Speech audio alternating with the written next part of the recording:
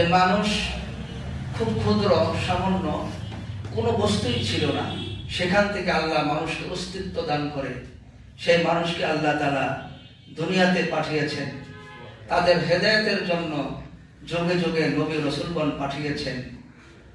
যদিও নবী রাসূলগণ পাঠানোর প্রয়োজন ছিল না, কারণ প্রত্যেকটা মানুষকে আল্লাহ বিবেক দান করেছেন, মেধা দান করেছেন, বুদ্ধি দান করেছেন। যেই বুদ্ধি মেধা খাটিয়ে মানুষ মহান স্রষ্টাকে এমনিতেই চিনতে পারে। সুবহানাল্লাহ। তারপরেও রহমত করে। আল্লাহ তাআলা বলেন, ওয়ামা আরসালনাকা ইল্লা রাহমাতাল লিল আলামিন। সমগ্র জগৎবাসীর জন্য আমি আপনাকে রহমত স্বরূপ প্রেরণ করেছি। সুবহানাল্লাহ। রহমত কেন? নবী পাঠানো আল্লাহর দায়িত্ব না, নবী পাঠিয়েছেন দয়া করে, মায়া করে, রহমত করে। সমগ্র জাতি নবীর দ্বারা রহমত প্রাপ্ত হয়ে তারা নবীর প্রেমে পাগল হয়ে নবীর সমস্ত কাজ তাদের নিজেদের জীবনের মধ্যে আগ্রহের সহিত নিয়ে নেবে, এর জন্য আল্লাহ নবীকে পাঠিয়েছেন। সুবহানাল্লাহ।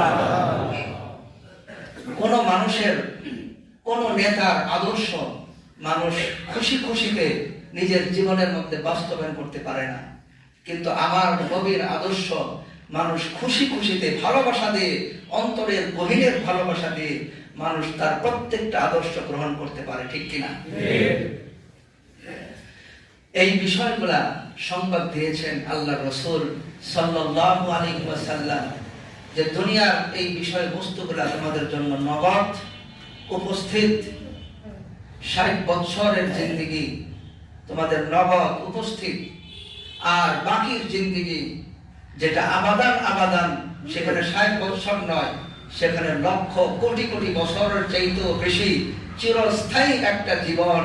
মাত্র 60 বছরের জীবনকে কুরবানি দিয়ে চিরস্থায়ী জীবনকে গ্রহণ করার একটা ক্ষমতা তৈরি করা, এই সুযোগ আল্লাহ আমাদের দান করেছেন।